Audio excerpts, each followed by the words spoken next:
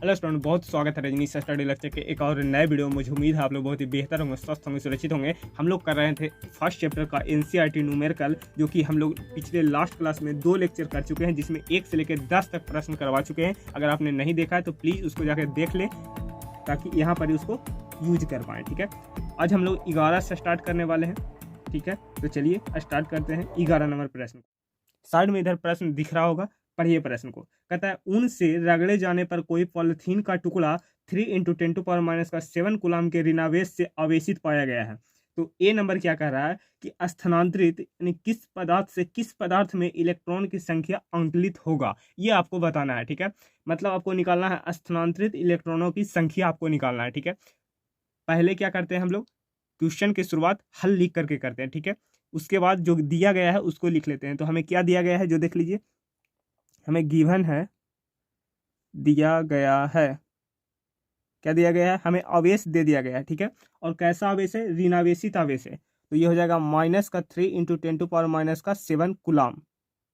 Complete है। ठीक है, और क्या कर रहा है कि एक ऊन का वस्तु है, ठीक है, और एक पॉलीथीन है, एक पॉलीथीन है। ठीक है, इस प्रकार से एक ऊन है और एक पॉलीथीन है। ठीक है, और क्या कर रहा है कि पॉलीथीन है जो क्या है, ऋणावेशित है, ऋणावेशित है, मतलब ऋणावेश है, मतलब ऊन से इलेक्ट्रॉन निकल कर किस में गया होगा, ऊन से इलेक्ट्रॉन निकल करके पॉलीथीन के ऊपर गया होगा, क्योंकि जो आवेश ग्रहण करता है वो ऋणावेश होता है और जो इलेक्ट्रॉन का त्याग करता है वो धनावेश होता है। ठीक है, तो ऊन हमारा क्या हो जाएगा, धनावेश हो जाएगा, ऊन हमारा धनावेश हो जाएगा। ठीक है, और एक इलेक्ट्रॉन पर आवेश क्या होता है, पूरा दुनिया जानते हैं, इसलिए हम जानते हैं, क्या जानते हैं, एक इलेक्ट्रॉन पर आवेश होता है 1.6 × 10⁻⁹ कूलम। इतना होता है एक इलेक्ट्रॉन पर आवेश। ठीक है, इसको भी आप लोग याद रखिएगा। ठीक है, और आवेश के क्वांटमीकरण में अब फॉर्मूला पढ़े थे, Q बराबर प्लस माइनस एनी, Q बराबर प्लस माइनस एनी। ठीक है, ये पढ़े थे क्वांटाइजेशन ऑफ चार्ज में।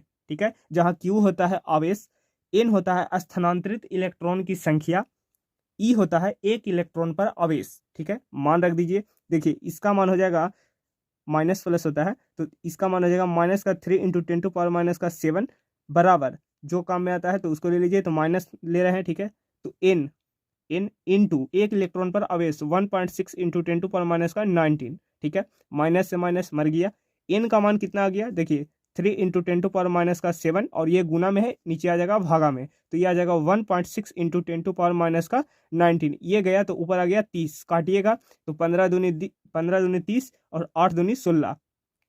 ठीक है, तो यहाँ से आ गया 15/8 × 10⁻, ये देखिए ये नीचे माइनस में है, ऊपर जाएगा तो प्लस में हो जाएगा, तो -7 और +19 कितना हो जाएगा, तो ये हो जाएगा 15/8 × 10⁻, देखिए घटाइएगा तो कितना हो जाएगा, +12, ये इधर जाएगा तो +12 हो जाएगा। ठीक है, इतना हो जाएगा, कितना हो जाएगा, +12। ठीक है, तो n का मान कितना आ जाएगा, और जब इसको भाग दीजिएगा तो ये आएगा 8 एकम 8।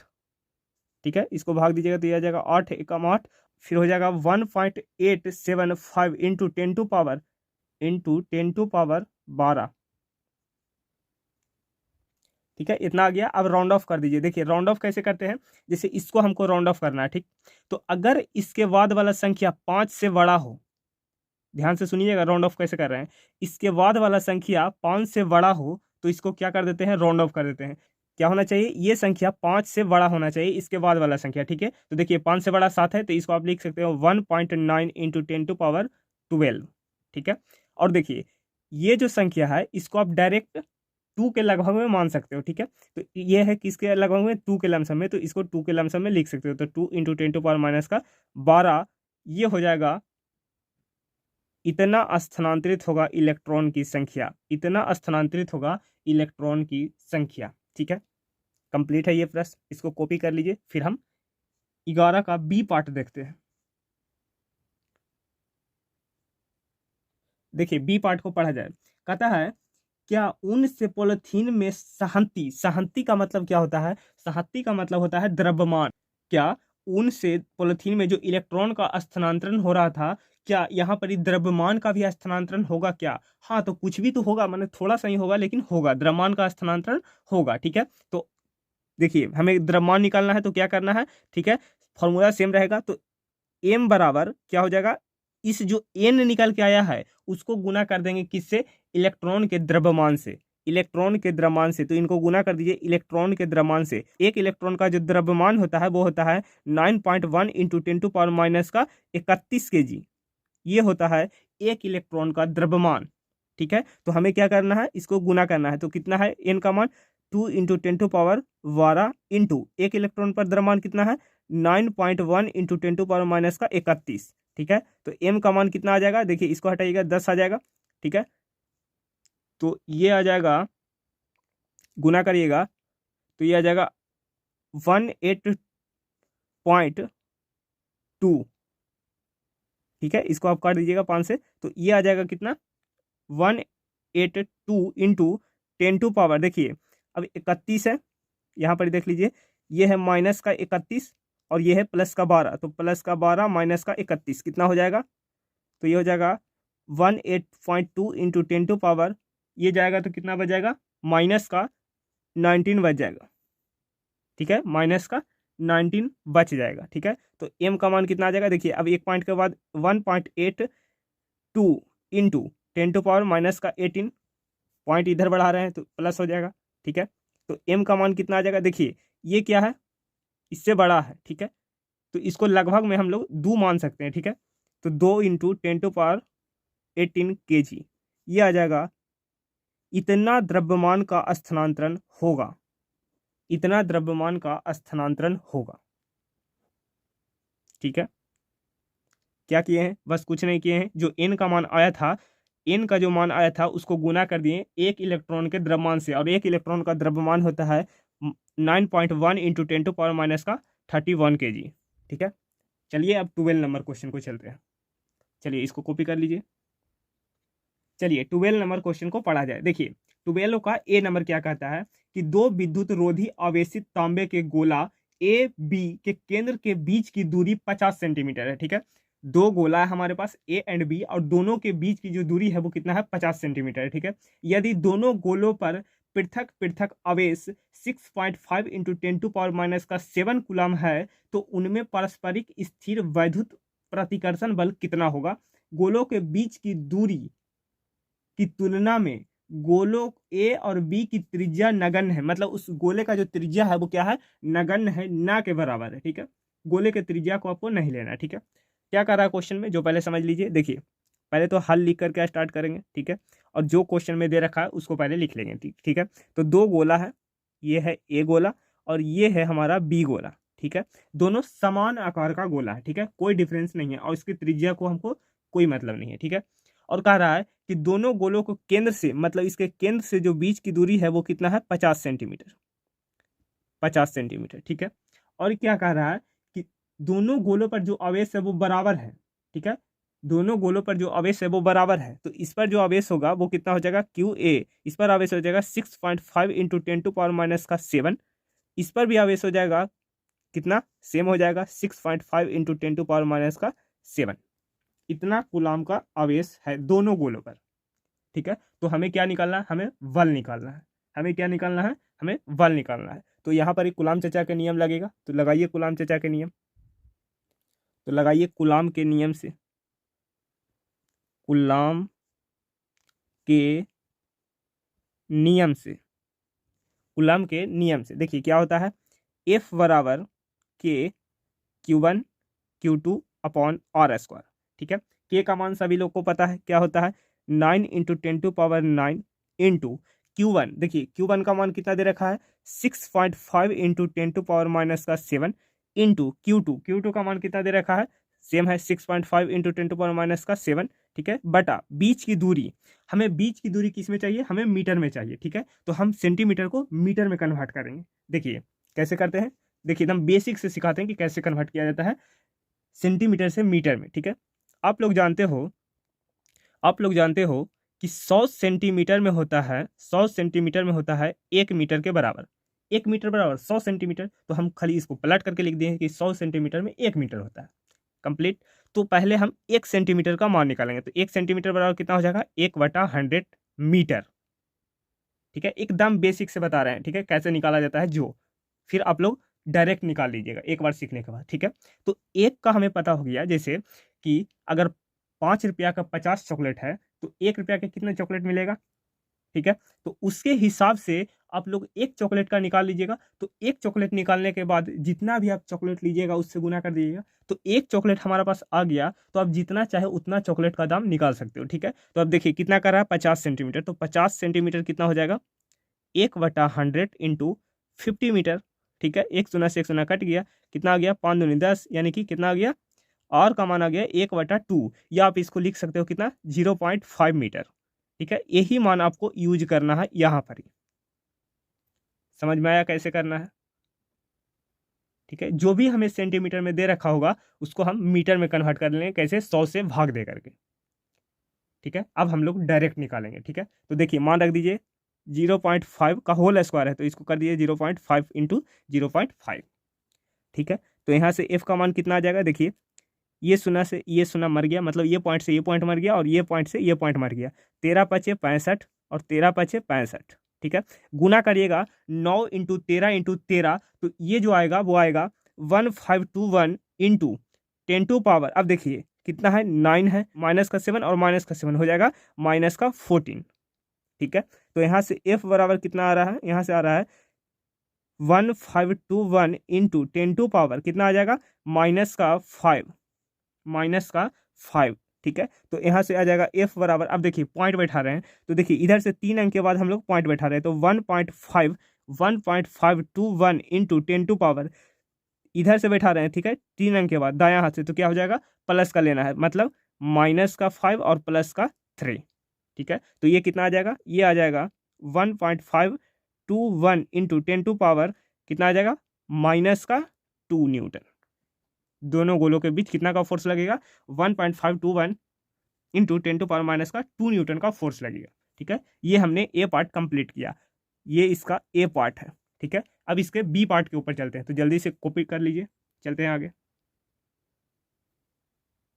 चलिए बी नंबर प्रश्न को पढ़ा जाए, 12 का बी। देखिए क्या कह रहा है कि यदि प्रत्येक गोले पर आवेश की मात्रा दुगनी कर दिया जाए, जो पहले जो जो ए ऑप्शन में जो आवेश दिया गया था वो क्या कर रहा है अब, कि अब उसको दुगना कर दिया जाए एवं दोनों गोलों के बीच की दूरी को आधी कर दिया जाए, ठीक है। पहले का जो दूरी था वो 50 सेंटीमीटर था, उसको क्या कर रहा है कि आधी कर दिया जाए, तो प्रत्येक गोले पर कितना बल लगेगा, ठीक है। फिर से बल ही निकालना है। देखिए जो पहले जो आवेश था, मतलब दो गोला था इस प्रकार से ए और बी, ठीक है।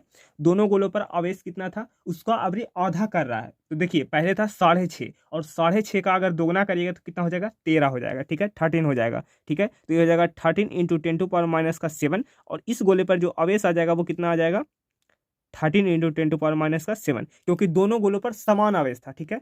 6.5 और 6.5, 6.5 मिलकर के कितना हो गया, 13 हो गया, ठीक है। और क्या कर रहा है कि इन दोनों के बीच की दूरी को आधी कर दिया जाए, मतलब जो पहले 50 सेंटीमीटर था अब कितना हो गया, 25 सेंटीमीटर, अब कितना हो गया, 25 सेंटीमीटर, ठीक है। यहां तक प्रश्न आपको समझ में आया, ठीक है। तो अब क्या करना है, अब सिंपल बल निकाल देना है। तो कूलम्ब चाचा का नियम फिर से लगाइएगा, कूलम्ब के नियम से लगाइए, क्या होता है, एफ बराबर के Q1 Q2 upon are square. तो के का मान कितना होता है, 9 इंटू 10⁻9 इंटू Q1 का मान कितना है, 13 इंटू 10⁻⁻7 इंटू Q2 का मान कितना है, 13 इंटू 10⁻7 बटा बीच की दूरी हमें क्या चाहिए, मीटर में चाहिए, ये किस में दे रखा है, सेंटीमीटर में। तो अब तुरंत करेंगे, कैसे करेंगे, देखिए हमें 25 सेंटीमीटर दे गया है, ठीक है। 25 सेंटीमीटर मीटर को बदलने के लिए क्या करते हैं, 100 से भाग कर देते हैं, ठीक है। तो 100 से भाग करिएगा तो ये आ जाएगा ये कितना आ जाएगा, 0.25 मीटर, 0.25 मीटर, ये आ जाएगा आर का मान 0.25 मीटर, इसको आपको रख देना है, ठीक है। क्या करना है, सेंटीमीटर में दिया रहेगा तो मीटर में कन्वर्ट करने के लिए 100 से भाग दे देंगे, सिंपल बात, ठीक है। तो क्या इतना आ जाएगा, 0.25 का होल स्क्वायर इंटू 0.25, स्क्वायर है तो 2 बार लिख दिए, ठीक है। अब क्या करना है, देखिए अब गुना करिएगा, ठीक है। गुना करिएगा तो कितना हो जाएगा, देखिए पहले तो इसको हटाइए, इसको हटाइएगा और इसको हटाइएगा, तो ऊपर कितना, 2 2 4, मतलब 4 शून्य ऊपर चला जाएगा, ठीक है। ये समझ में आया, पॉइंट बैठाएं। तो इसको में जब गुना करिएगा 9 13 इंटू 13, तो ये कितना आ जाएगा, ये आ जाएगा 1521 इंटू 10⁻9 माइनस का 14, ठीक है। और ये 4 तो प्लस का 4, ठीक है। और ये कितना आ जाएगा, ये आ जाएगा 1521 इंटू 10⁻, देखिए 9×4 = 13, और 13 में से जब माइनस को 14 करिएगा तो कितना आ जाएगा, -1 आ जाएगा, तो ये हो जाएगा -1। ठीक है। और वटा, बटा हमने छोड़ दिया तो बटा भी लिख दीजिए। बटा होता है कितना, 25, 25 का 2 गुना कितना हो जाएगा, 625। ठीक है, ये इसका भी हो जाएगा 625। ठीक है, यहाँ पर ही लिख देते हैं, एफ बराबर कितना आ जाएगा, 1521 बटा 625 इंटू 10⁻⁻1। ठीक है। अब देखिए इसको काटिएगा तो ये कितना आ जाएगा, इसको काटिएगा तो ये आ जाएगा 2.4 इंटू 10⁻⁻1, 2.4 इंटू 10⁻⁻1 आ जाएगा। ठीक है। और इसको करिएगा तो ये कितना आ जाएगा, ये आ जाएगा 0.24 न्यूटन। इतना न्यूटन का फोर्स लगेगा दोनों गोलों को बीच की दूरी को आधे करने पर और दोनों आवेश को दुगना करने पर। ठीक है, तो यही प्रश्न आपसे पूछ रहा था। वेरी सिंपल है। क्या कहा था, जो पहले वाला आवेश है उसको दोगुना कर दिया जाए और जो दूरी है उसको आधा कर दिया जाए, तब कितना फोर्स लगेगा, तो कितना फोर्स लगेगा, 0.24 न्यूटन का फोर्स लगेगा। ठीक है, इसको जल्दी से कॉपी कर लीजिए। फिर हम लोग 13 के ऊपर चलते हैं, 13 नंबर सवाल के ऊपर।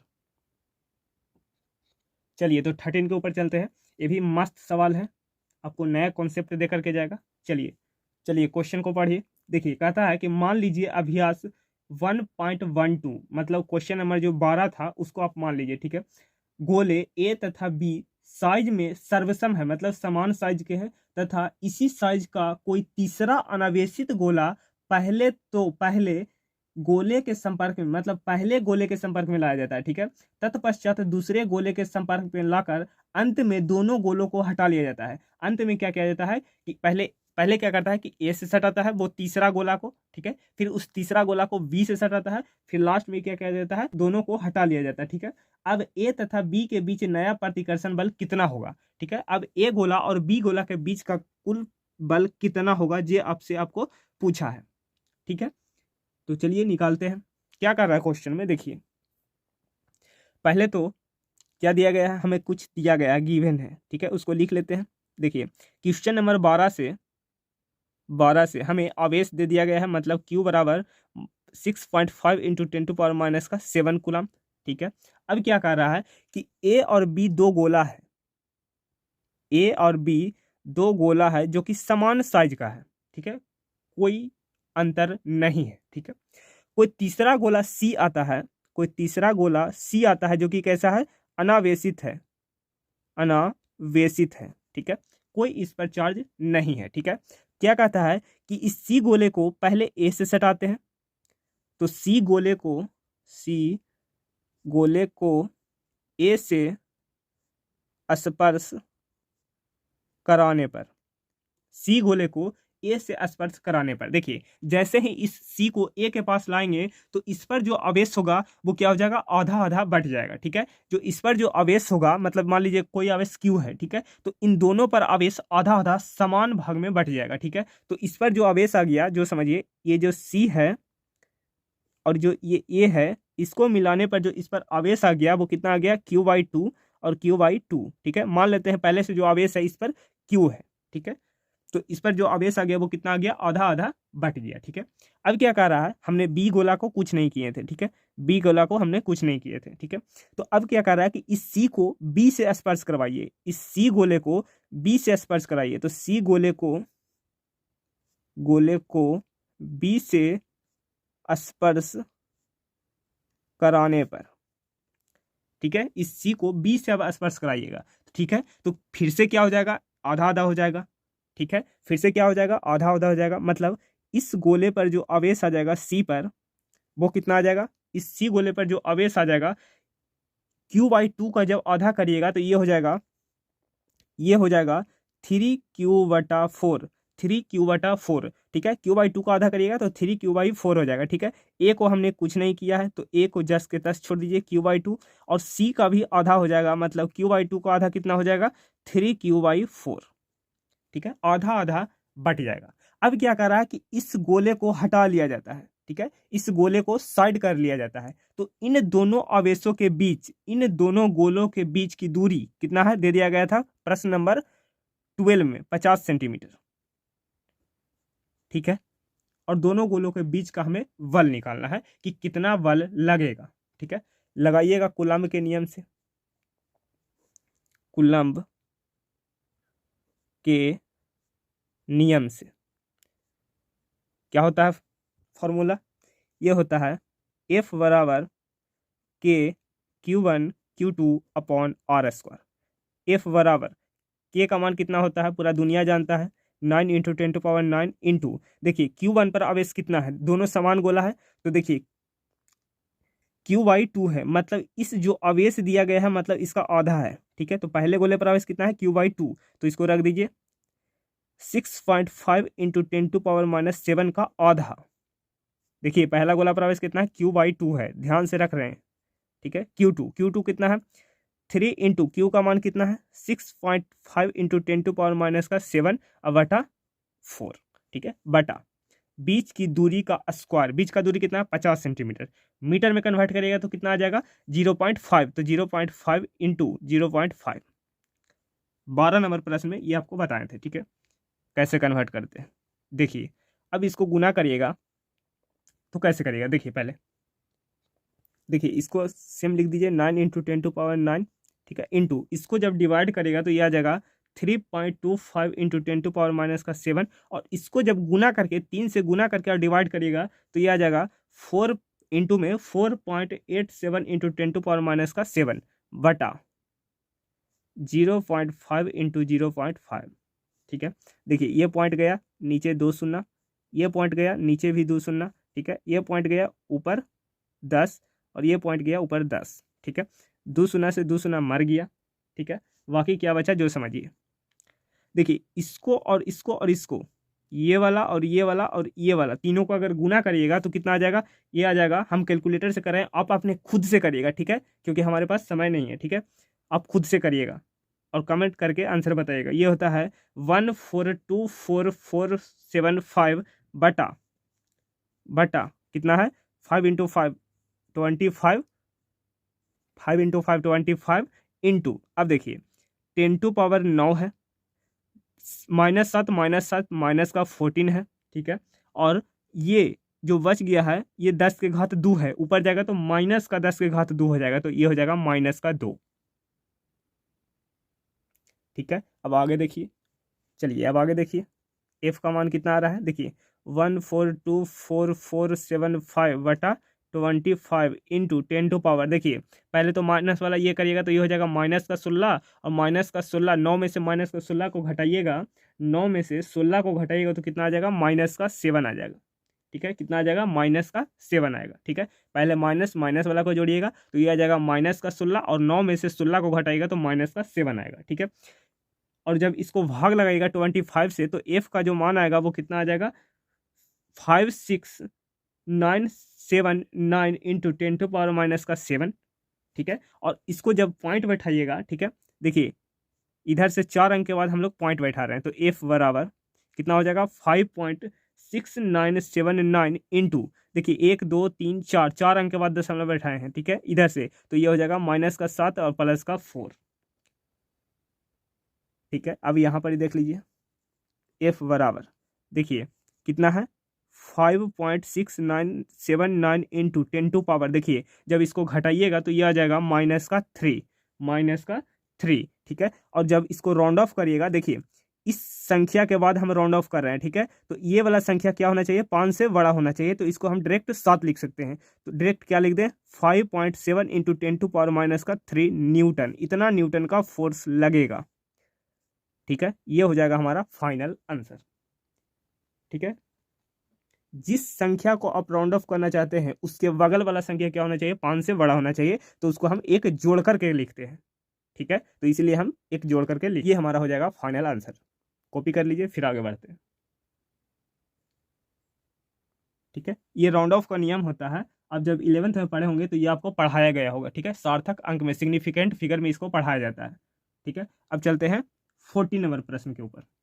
चलिए 14 नंबर प्रश्न आपको स्क्रीन के ऊपर दिख रहा होगा, प्रश्न को पढ़िए। कहता है चित्र 1.33 में किसी एक समान विद्युत क्षेत्र में 3 आवेशित कण के पथ चिन्ह, ठीक है, दर्शाए गए हैं। ठीक है, देख सकते हैं आपको चित्र दिया गया है। ठीक है, तीनों आवेशों का चिन्ह लिखिए इनमें से किस कण का आवेश सहती, मतलब किस आवेश द्रव्यमान, सहती का मतलब होता है द्रव्यमान का अनुपात यानी Q/m का मान अधिकतम होगा, जो आपको बताना है। ठीक है, तो प्रश्न समझ में पहले आना चाहिए। ठीक है, पहले देखिए समझाते हैं। देखिए इस प्रकार से हमारा एक चित्र दिया गया है, ये है धनावेशित प्लेट,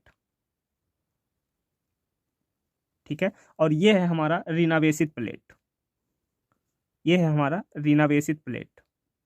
ठीक है, और हमें 3 कण दिया गया है। ठीक है, कण ए यहाँ से जाता है, ठीक, और यहाँ से जाने के बाद ऊपर की ओर चला जाता है। ठीक है, ये कण 1 हो गया। ठीक है, दूसरा कण ये भी यहाँ से जाता है और जाने के बाद इस तरफ से मुड़ जाता है, मतलब ये दूसरा कण हो गया।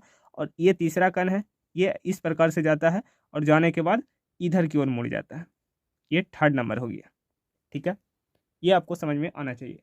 ठीक है, और हमें तल दे दिया गया है, हमें तल दे दिया गया है, ये हो गया एक्स तल और ये हो गया वाई, ये हो गया वाई अक्ष और ये हो गया एक्स अक्ष। ठीक है, और हमें क्या निकालना है, हमें Q/m का मान अधिकतम कौन सा कण के लिए होगा, ये हमको निकालना है। Q/m का मान हमें निकालना है।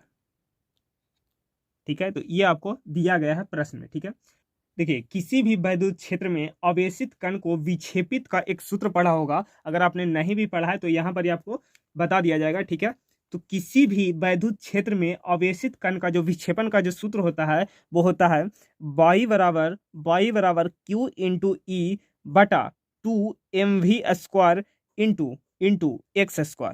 ये होता है किसी भी वैद्युत क्षेत्र में आवेशित कण को विक्षेपण का जो सूत्र होता है वो ये होता है, इसको आप लोग याद कर लीजिएगा।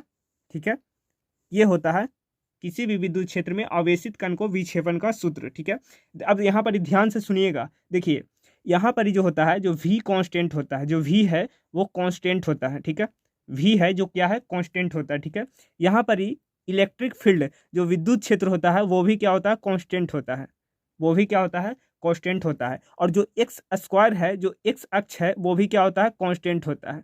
ठीक है, जो x है, मतलब जो x यहाँ पर आपको दिख रहा है वो क्या है, ये भी कांस्टेंट है। तो देखिए v आपका कांस्टेंट हो गया, e आपका कांस्टेंट हो गया, x आपका कांस्टेंट हो गया, तो q जो होगा, मतलब जो y होगा वो Q/m के समानुपाती होगा, जो y होगा वो Q/m का समानुपाती होगा, जो y होगा वो Q/m के क्या होगा, समानुपाती होगा। और आपसे प्रश्न में यही कह रहा था कि बाई डायरेक्शन में Q/m का मान किसका अधिक होगा, किस कण का अधिक होगा। ठीक है, तो देख लीजिए ये इतना चला है, देख लीजिए ये कितना चला है, ये इतना चला है। ठीक है, और ये वाला जो कण है वो इतना चला है। ठीक है, और ये वाला जो कण है, ये वाला जो कण है वो कितना चला है, ये चला है इतना। ठीक है, तो आप देख सकते हैं जो 3rd वाला कण है वो वाई डायरेक्शन में, देखिए ऊपर है वाई और नीचे है माइनस का वाई। ठीक है, तो ये भी है वाई और ये भी है वाई। ठीक है, तो सब वाई में चल रहा है। तो यही पूछा गया है कि वाई में Q/m का मान किसका ज्यादा होगा, वाई डायरेक्शन में Q/m का मान किसका ज्यादा होगा। तो जो 3rd कण है वो वाई डायरेक्शन में ज्यादा चला है। ठीक है, जो कण बाई डायरेक्शन में जितना ज्यादा चला होगा उसके लिए Q/m का मान ज्यादा होगा, क्यों, क्योंकि इसके समानुपाती है। ठीक है, तो इसका आंसर हो जाएगा, इसका आंसर हो जाएगा जो तीसरा कण के लिए y का जो मान है वो सबसे अधिक होगा, सबसे अधिक होगा, इसलिए Q/m का मान भी तीसरे कण से ज्यादा होगा। ठीक है, तो इस बात को आप नोट कर सकते हैं, हम बोल दे रहे हैं, या यहाँ पर आप लिख सकते हैं, यहाँ पर आप आंसर बना कर लिख सकते हैं। क्या लिख सकते हैं कि तीसरा कण के लिए, तीसरे कण के लिए y का मान सबसे ज़्यादा होगा, सबसे ज़्यादा होगा, इसलिए Q/m का मान तीसरा कण के लिए ज़्यादा होगा, तीसरे कण के लिए अधिक होगा, अधिक होगा। ठीक है, ये आपको समझ में आ गया होगा। ठीक है, चलिए अब 15 नंबर प्रश्न के ऊपर चलते हैं। उम्मीद करता हूं कि ये प्रश्न आपको समझ में आ गया होगा। ठीक है, हमें क्या क्या कह रहा था कि जो Q बाई M का मान होगा वो किस कण के लिए अधिक होगा। तो पहले तो हमने एक फॉर्मूला देखा जो किसी भी विद्युत क्षेत्र में कण को विक्षेपित करता है, ठीक है, तो उसका फॉर्मूला होता है ये, ठीक है। और हमें क्या दिया गया है कि V कांस्टेंट है, इस फॉर्मूला में V कांस्टेंट होता है, E कांस्टेंट होता है और X कांस्टेंट होता है, ठीक है। तो जो निर्भर करेगा Y बराबर वो Q बाई M पर निर्भर करेगा, ठीक है। तो बाई डायरेक्शन में उसका मान ज्यादा होगा जो ज्यादा चला होगा, जो कण ज्यादा चला होगा, और उसके लिए क्या होगा, Q बाई M का मान ज्यादा होगा, ठीक है। ये प्रश्न का आंसर था, ठीक है। चलिए अब 15 नंबर प्रश्न के ऊपर चलते हैं। चलिए 15 नंबर प्रश्न को पढ़िए, आपको स्क्रीन के ऊपर दिख रहा होगा। एक समान विद्युत क्षेत्र E बराबर 3 × 10⁻³ आई कैप न्यूटन पर कूलाम। आई कैप आपको डायरेक्शन बता रहा है कि एक्स अक्ष की दिशा में विद्युत क्षेत्र है, ठीक है, और न्यूटन पर कूलाम इसका इसे मात्रक होता है, पर विचार कीजिए, ठीक है। पहला प्रश्न क्या कह रहा है, ए नंबर प्रश्न, कि इस क्षेत्र का 10 सेंटीमीटर भुजा के वर्ग के उस पार्श्व से जिसका तल YZ तल के समानांतर है गुजरने वाला फ्लक्स बताइए। आपको फ्लक्स बताना है, ये प्रश्न फ्लक्स से रिलेटेड है, ठीक है। तो फ्लक्स वाला लेक्चर देखा होना बहुत ही जरूरी है, ठीक है। चलिए इसको बनाते हैं। देखिए पहले हम लोग हल या सॉल्यूशन लिख करके स्टार्ट करेंगे। तो गिवन क्या है हमारे पास, गिवन है विद्युत क्षेत्र दे रखा है, कितना दे रखा है, 3 × 10⁻³ आई कैप। आई कैप आपको दिशा बता रहा है विद्युत क्षेत्र की, किसके अलाउंग है, एक्स अक्ष के अलाउंग है, ठीक है, न्यूटन प्रति कूलाम, ठीक है। और हमें क्या दे रखा है, हमें तल दे रखा है, क्या, YZ। तो बना लेते हैं पहले, ये हो गया हमारा Y तल मतलब Y अक्ष, और ये हो गया हमारा X अक्ष, और Z अक्ष जो होता है वो आपकी तरफ होता है, इस तरीका से आपकी तरफ होता है, ठीक है। तो Z तल हम इधर की ओर दिखा रहे हैं, Z तल, ठीक है। ये हो गया XY तल, ये हो गया YZ तल, और ये हो गया ZX तल, ठीक है। आप यहाँ से आप मिलाइएगा, देखिए यहाँ से आप मिलाइएगा तो ये हो जाएगा कौन सा, ये हो जाएगा XY तल, और जब इसको आप मिलाइएगा, इसको आप जब मिलाइएगा तो ये हो जाएगा कौन सा, YZ तल, और ये हो जाएगा XZ तल, ठीक है। हमें क्या कह रहा है क्वेश्चन में, हमें कह रहा है कि YZ तल के समानांतर है, YZ तल के समानांतर है, ठीक है।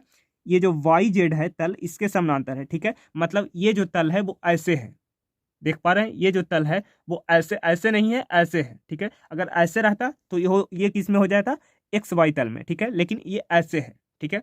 और आप जानते हैं इस क्षेत्रफल का, ये जो क्षेत्रफल है YZ तल का, ये जो क्षेत्रफल है इसका जो क्षेत्रफल सदिश आता है वो इसके लंबवत आता है इस प्रकार से, ठीक है, इसके लंबवत आता है इस प्रकार से, ठीक है। जैसे ये कोई क्षेत्रफल सदिश है, ठीक है, तो ये क्षेत्रफल है, ठीक है, इसका जो क्षेत्रफल सदिश आएगा वो इसके लंबवत आएगा इस तरीका से, ठीक है, इसके लंबवत आएगा इस तरीका से, ठीक है। तो YZ, पहला प्रश्न में क्या कह दिया है कि YZ तल के समानांतर रखने पर देखिए ये जो हम YZ तल पर रखें, मतलब इस प्रकार से रखें, एक मिनट, ठीक है। देखिए YZ तल पर रखते हैं, अब समझाते हैं बढ़िया से। देखिए ये कोई तल है, ठीक है, ये हमारा कोई तल है, ठीक है, YZ तल में है, ठीक है। और इसका जो क्षेत्रफल है, इसका जो क्षेत्रफल है वो क्षेत्रफल सदिश इस क्षेत्रफल के लंबवत आएगा इस प्रकार से, ठीक है, इस क्षेत्रफल के लंबवत आएगा इस प्रकार से, ठीक है।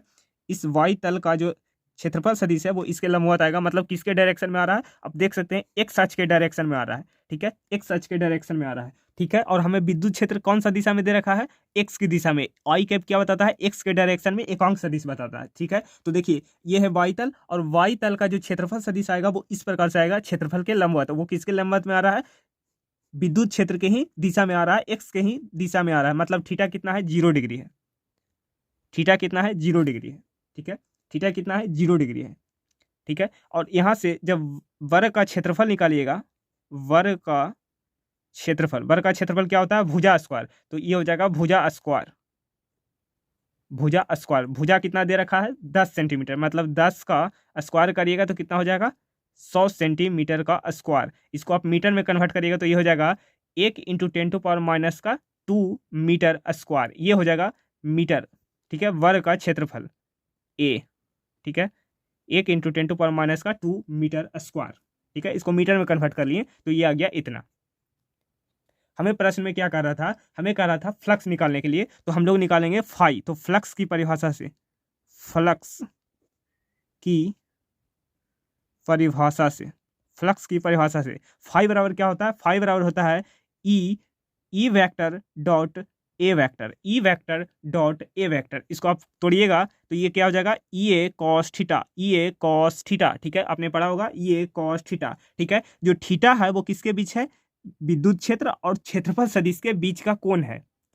जो थीटा है, समझिएगा, जो थीटा है वो किसके बीच कोण है, जो क्षेत्रफल सदिश और विद्युत क्षेत्र के बीच का कोण है। तो देखिए ये है वाई तल, ये है वाई जेड तल, ठीक है, इस प्रकार से वाई जेड तल है, ठीक है। और जो क्षेत्रफल सदिश इसका आएगा, इस क्षेत्रफल का जो क्षेत्रफल सदिश आएगा वो इसके लंबवत आएगा। तो देखिए आई कैप हमें दे रखा है एक्स अक्ष की दिशा में, और हमें जो क्षेत्रफल सदिश आ रहा है वो भी कितना आ रहा है, एक्स डायरेक्शन में, मतलब थीटा क्या हो जाएगा, 0 हो जाएगा। ये भी हम लोग पहले भी प्रश्न में देख चुके हैं, ठीक है, और यहाँ से भी निकल करके आ गया, कंप्लीट है। आपको ये याद रखना है कि थीटा है जो किसके किसके बीच कोण है, विद्युत क्षेत्र और क्षेत्रफल सदिश के बीच का कोण है, ठीक है। तो देख सकते हैं जो क्षेत्रफल सदिश आ रहा है वो क्षेत्रफल के लंबवत आ रहा है, और विद्युत क्षेत्र भी इसी डायरेक्शन में है, ठीक है, विद्युत क्षेत्र भी इसी डायरेक्शन में है, एक सच के डायरेक्शन में, ठीक है। तो दोनों के बीच का एंगल कितना हो गया, देखिए दो रेखा अगर समानांतर जा रहा हो, इसके बीच अगर एंगल देखिएगा तो कितना हो जाएगा, 0 डिग्री, क्योंकि दोनों एक ही दिशा में जा रहा है, ठीक है। तो यहाँ से आप मान रख दीजिए, तो ई फाइव बराबर ई का मान कितना दे रखा है, ई का मान दे रखा है 3 इंटू 10⁻³ इंटू क्षेत्रफल सदिश कितना आया था, क्षेत्रफल सदिश आया था 1 into 10⁻⁻² into cos 0 degree, cos 0 होता है 1, तो ये हो जाएगा 1, ठीक है। और यहाँ से आ जाएगा 5 बराबर 3 इंटू 10⁻, देखिए 3 में 1 से गुना करेंगे तो 3 आएगा, ठीक है, 10⁻³ - ये आ जाएगा प्लस का 1, ठीक है। तो ये आ जाएगा कितना, 3 इंटू 10⁻+1, इसको करिएगा तो ये आ जाएगा कितना, 30 न्यूटन मीटर स्क्वायर प्रति कूलम, न्यूटन मीटर स्क्वायर प्रति कूलम, ये होता है फ्लक्स का इसे मात्रक, न्यूटन मीटर स्क्वायर प्रति कूलम, ठीक है। फटाफट कॉपी कीजिए। अब इसके बी पार्ट को देखते हैं। चलिए 15 नंबर प्रश्न को बी नंबर देखा जाए। देखिए क्या कर रहा है कि यदि वर्ग से गुजरने वाला फ्लक्स कितना है, यदि उसके तल का अभिलंब एक्स अक्ष से 60 डिग्री का कोण बनाता है। अभी क्या कह दिया गया है कि जो ये था, पहले समझ लीजिए, ये था वाई डायरेक्शन और ये था एक्स डायरेक्शन और ये था जेड डायरेक्शन, ठीक है। और अभी क्या कर रहा है कि एक्स अक्ष से, मतलब इस एक्स अक्ष से थीटा एंगल पर, मतलब ये 60 डिग्री के कोण पर हो, ये जो अभिलंब है वो कितना बना रहा है, क्षैतिज से, मतलब एक्स अक्ष से 60 डिग्री का कोण बना रहा है, अभिलंब से 60 डिग्री का कोण बना रहा है, ठीक है, अभिलंब से 60 डिग्री का कोण बना रहा है, ठीक है। तो अभी क्या कर रहा है कि इसके, अब ये जो अभिलंब है वो एक्स अक्ष के साथ कितना कोण बना रहा है, 60 डिग्री का कोण बना रहा है। तो पहले लिखिएगा जब तल का अभिलंब